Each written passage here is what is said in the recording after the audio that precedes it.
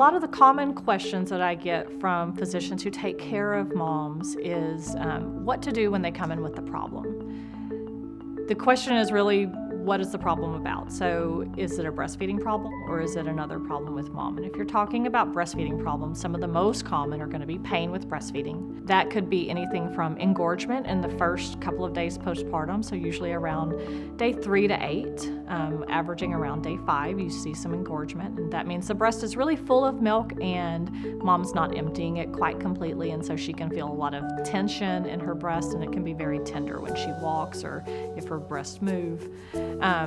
She could have a plugged duct, which could cause localized pain in a specific area. Sometimes plugged ducts can turn into mastitis, which is an infection in that plugged duct area.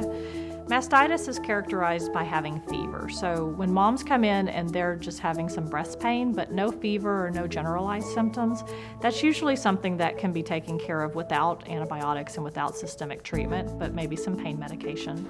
And teaching her how to empty her breast more completely with heat compresses, massage. Sometimes you can use vibratory therapy on the affected area because the plug is usually composed of fats in the milk that plug up in the smaller portions of the duct, and vibration, like with the end of a toothbrush even, or if she has, well, this might be awkward, but a vibrating massager would potentially help break up some of the fat in there to help move things along so that the breast can empty, because the key to taking care of a lot of these problems is to empty the breast.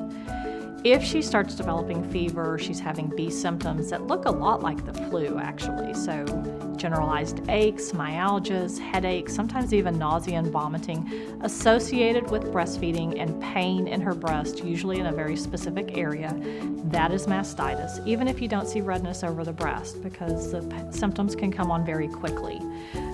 You need to get antibiotics started as soon as possible. There are several that work.